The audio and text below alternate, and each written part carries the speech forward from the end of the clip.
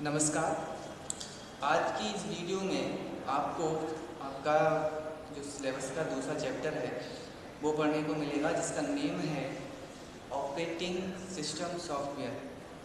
ठीक है, इसमें हम जानेंगे कि ऑपरेटिंग सिस्टम क्या है, उसके कार्य क्या हैं, उसके टाइप्स क्या हैं, ऑपरेटिंग सिस्टम क्यों यूज़ होता है और भी बहुत सारा कुछ। तो चलिए शुरू करते हैं। सबसे पहले देखते हैं ऑपरेटिंग सिस्टम होता क्या है। तो डियर स्टूडेंट, आप लोग कंप्यूटर का यूज़ करते हैं, अपने मोबाइल्स का यूज़ करते हैं, टैबलेट्स वगैरह, लैपटॉप वगैरह, इन चीज़ों का जब यूज़ आप करते हैं तो आप लोगों ने एक सॉफ्टवेयर देखा होगा जो उस डिवाइस को रन कराता है, यानी कि जो उस डिवाइस को चलाता है। जैसे हर मशीन को चलाने के लिए एक व्यक्ति की आवश्यकता होती है, ट्रैक्टर है, कोई बस है वगैरह, तो इन चीज़ों को क्या कहते हैं हम, ड्राइवर। लेकिन कंप्यूटर जो है उसे भी चलाने के लिए किसी की आवश्यकता होती है, तो जो उसको चलाता है कंप्यूटर की लैंग्वेज में उसको कहते हैं ऑपरेटर। ठीक है, यानी कि जो इलेक्ट्रॉनिक डिवाइस को चला रहा है उसको बोलते हैं ऑपरेटर। और कंप्यूटर की जो डिवाइस होती है उसको चलाने के लिए जिस चीज़ का यूज़ होता है उसको बोलते हैं ऑपरेटिंग सिस्टम। ऑपरेट का मतलब ही होता है किसी डिवाइस को मैनेज करना, उसको चलाना। ठीक है, ऑपरेट से ही बना है ऑपरेटिंग सिस्टम। तो यहाँ जो ऑपरेटिंग सिस्टम की हम बात कर रहे हैं, इसका कार्य है कंप्यूटर की डिवाइस को चलाना। ठीक है, अब ऑपरेटिंग सिस्टम कंप्यूटर में यूज़ होते हैं, मोबाइल फ़ोन में यूज़ होते हैं, लैपटॉप में यूज़ होते हैं, और भी जो भी इलेक्ट्रॉनिक डिवाइसेस हैं उनमें भी यूज़ होते हैं।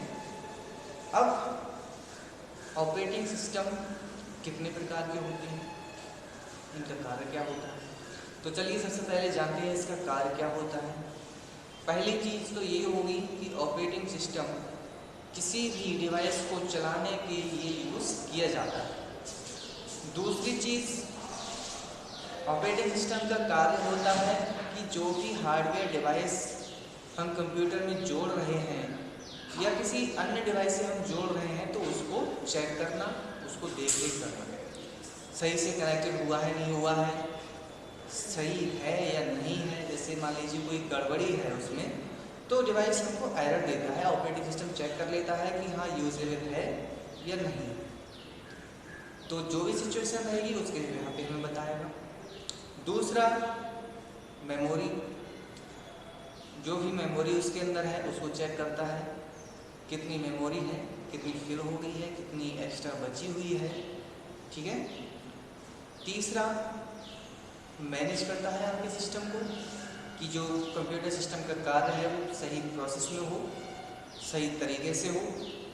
ठीक है ना, तो ये विभिन्न कार्य ऑपरेटिंग सिस्टम के रहते हैं। अब बात करते हैं types of operating system. Operating system कितने प्रकार के होते हैं। बेसिकली ऑपरेटिंग सिस्टम होते हैं 4 प्रकार के। पहला, real time operating system.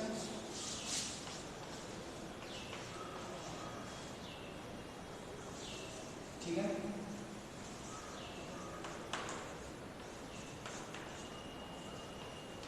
Single user,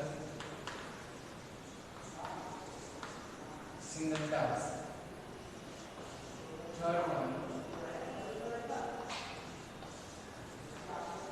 single user,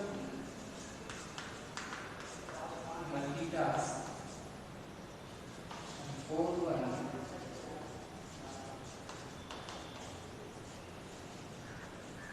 multi user, multitask. ठीक है, तो 4 टाइप्स ऑफ ऑपरेटिंग सिस्टम आ गया, 4 प्रकार के होते हैं। बात करते हैं सिंगल यूजर ऑपरेटिंग सिस्टम की, यानी कि real time operating system. Real time जो वर्ड है इसका मतलब ही होता है कि तुरंत, यानी कि तत्काल। तो ये ऐसे ऑपरेटिंग सिस्टम होते हैं जो हमें इमीडिएटली यानी कि उसी वक्त रिजल्ट प्रोसेस करके दिखाते हैं।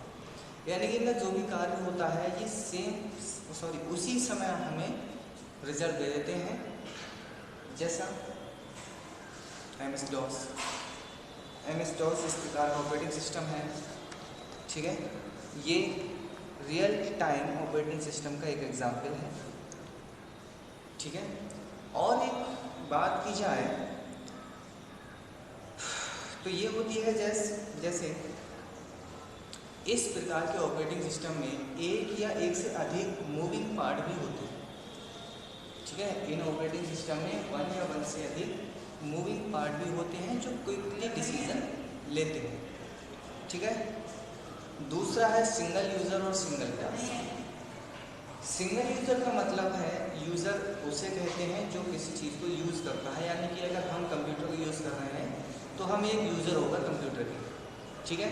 तो इसमें क्या होता है, सिंगल यूज़र यानी कि एक ही यूज़र होगा, एक समय में एक ही बंदा उसको यूज़ करेगा।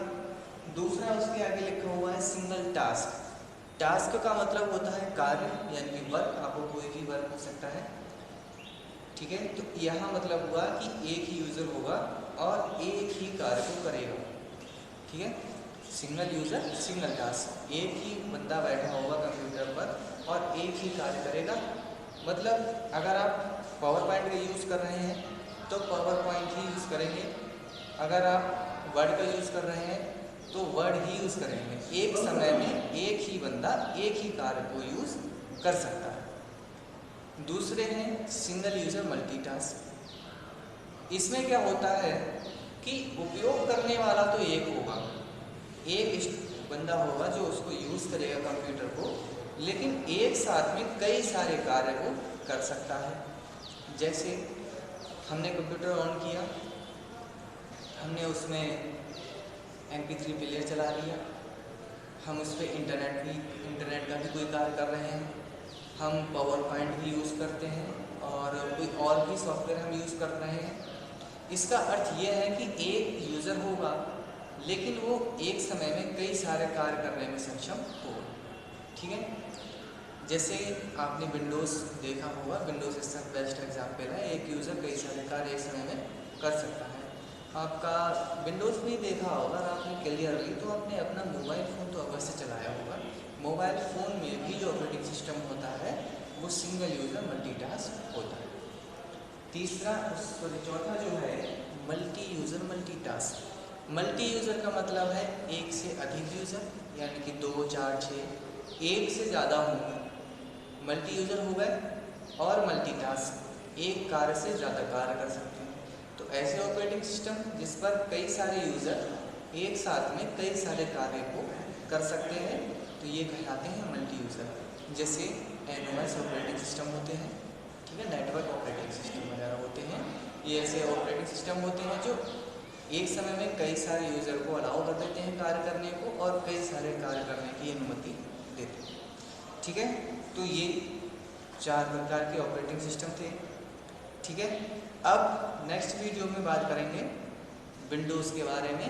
विंडोज़ किस प्रकार का ऑपरेटिंग सिस्टम है, ठीक है, क्या यूज़ होता है वगैरह, इन चीज़ों के बारे में जानेंगे। तब तक आप इसको सुनिए, समझ में अगर कुछ नहीं आता है तो कमेंट करके अवश्य बताइए। Thank you.